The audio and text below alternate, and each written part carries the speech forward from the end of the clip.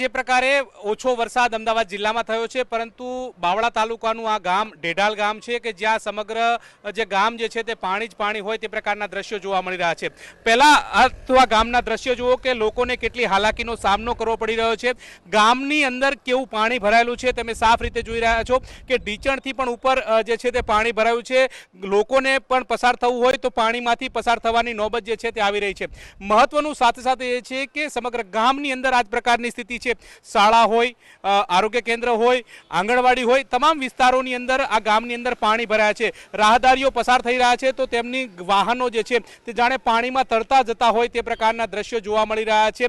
લોકોના બાઇક પણ અહીંથી પસાર થાય તો બંધ થઈ જતા હોય તે પ્રકારની નોબત જે છે તે આવી રહી છે। મહત્વનું સાથે સાથે એ છે કે બાવળા તાલુકા અહીંથી 1 કિલોમીટર દૂર આવેલું છે અને બાવળાની જે ગટરનું પાણી જે છે ત્યાં તળાવની અંદર ભરાવાના કારણે તળાવ ઓવરફ્લો થયું છે અને સમગ્ર ગામને પાણી જ પાણી કરી મૂક્યું છે। આ પ્રકારની સ્થિતિનું નિર્માણ જે છે તે થયું છે અને લોકોના ઘરમાં પણ આ પાણી ઘૂસ્યા હોય તે પ્રકારના દ્રશ્યો જે છે તે જોવા મળી રહ્યા છે। લોકોના ઘરમાં પણ પાણી ઘૂસી ગયા છે।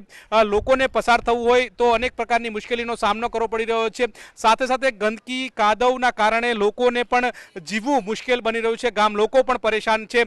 તંત્ર સુધી અનેક વખત રજૂઆત કરી છે, રજૂઆત કોઈ સાંભળતું નથી। ગ્રામજનો પણ આપણી સાથે છે, તેમની સાથે વાત કરીશું।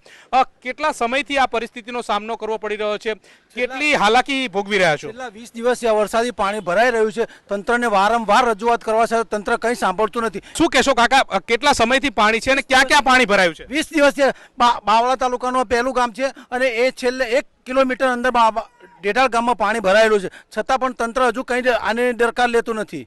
શાળામાં છોકરાઓ જઈ શકે છે? નથી શાળામાં તો છોકરા છેલ્લા 15 દિવસથી છોકરા શાળામાં જ નથી જઈ શક્યા, કાકા છોકરા જાય એવી પરિસ્થિતિ જ નથી। એના કારણે છોકરાને ભણવાનું પણ મુશ્કેલ બની રહ્યું છે। મામલતદારને રજૂઆત કરી? મામલતદારને લેખિતમાં રજૂઆત કરી, લેખિતમાં નહીં મૌખિક રજૂઆત કરી। મેં ટેલિફોનિક વાત કરવા છતાં મામલતદાર બી કંઈ સાંભળતા નથી, આની ઉપર કોઈ કાર્યવાહી કરતા નથી।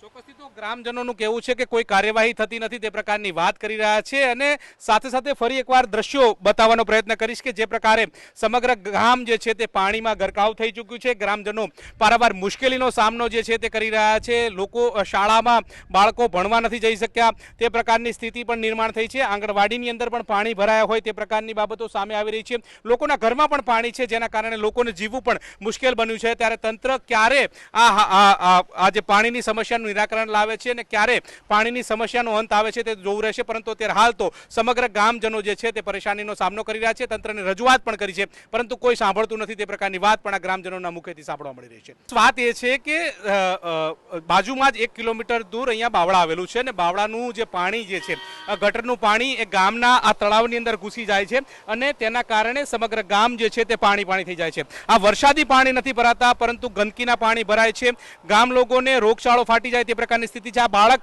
જે રીતે શાળામાંથી જઈને આવ્યું છે અને તેને કેવા પ્રકારની સ્થિતિથી ગામની અંદર પ્રવેશ કરવો પડી રહ્યો છે સાફ રીતે જોવા મળી રહ્યો છે। આ રસ્તાની વાત કરીએ તો બાવળાથી સાણંદ તરફ જવાનો આ રસ્તો જે છે લોકો પણ અહીંયાથી મોટી સંખ્યાની અંદર અવરજવર કરતા હોય છે, પરંતુ તમામ લોકોને પાણીમાંથી જવાની નોબત જે છે તે આવી રહી છે। ગ્રામજનો પણ કહી રહ્યા છે કે પાણીનો નિકાલ કરો। કાકા, આ પાણીનો નિકાલ માટેની કોઈ વ્યવસ્થા નથી કે નિકાલ કરવો હોય તો કેવી રીતે કરી શકે તંત્ર? પાણીનો એક જ નિકાલ છે કે બાવળા તાલુકા જે આદરોડા રોડથી પહેલાં જ જતું હતું, 50 વર્ષ પહેલાં પાણી જ થતું હતું, ત્યાંથી જ જતું હતું, પણ આ ગામ લોકોએ અવળા રસ્તા ચડાવી અને પાણી નેવાના પાણી મુભારા ચડાવવાની વાતો કરે છે। પાણી ક્યારે જવાનું નથી। હવે આ પાણી વરસાદી તો પાણી છે કે રાઈસ મિલોનું ગંદકીનું પાણી ભળી ગયું છે, જેના કારણે રોગચાળો ફાટી નીકળવાની પણ ભય સેવાઈ રહ્યો છે ગામમાં।